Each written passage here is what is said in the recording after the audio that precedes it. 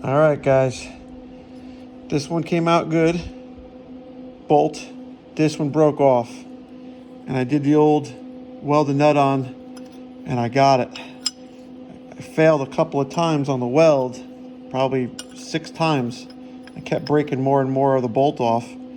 The trick here, I think, was get a bolt nut that was bigger than the bolt so I had room for the weld. I kept piling the weld up on top of the shaft of the old bolt with the nut, and it was breaking off just off the tip. But I got it, man. Wow, this was a big one.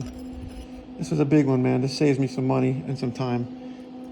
I've never had luck with the old drilling out. There it is. So this is a welded on nut. Here's the old bolt that was glued in there because it's aluminum and steel. They don't mix. And the problem I was having was, see this?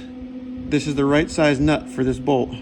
It's welded shut. And I was threading this on, okay, nice and tight. And then I was welding it. And as I was screwing it, it was only breaking off. See, like it still screws on. It was going, bink, and it was breaking off in here each time. A little bit more surface. So what I did was, as I got smart, and I put a 3/4 inch nut, and I had room to weld, so it wasn't a perfect. See how it's wobbling when you unthread it? That's a trick. I mean, I've known about this trick for a long time, especially running with Chevys with the aluminum heads. They always have a problem. I wanted to get this out, and I did the right thing, and I took it out. Look at this. It's got all cake, and who knows if this was going to work. Because somebody, when they let it sit with the antifreeze in it, and maybe I'm thinking regular well water. You got to use distilled water. A lot of buildup, but there it is. That's the jam. What do they call it? That's the honeysuckle. So I'm going to put this one on the shelf for memory, because you got to remember, if you try to weld these on to the actual size bolt to the nut, you really got to make sure that you got a good connection between the threads and the shaft and the inside diameter of the nut, because it just breaks off the last little tip of the tame. I got 4 attempts and then 1 in the puddle here. This one, I did what I said earlier, but I didn't weld it enough. I just stopped and unscrew it while it's still somewhat red.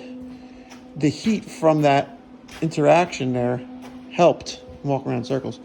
It helped to just enough on the aluminum to let it go.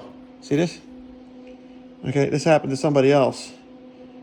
I extracted this. Luckily, it just unthreaded with the vice grips. But see, that's the right size nut for the right size shaft. Just so we're clear.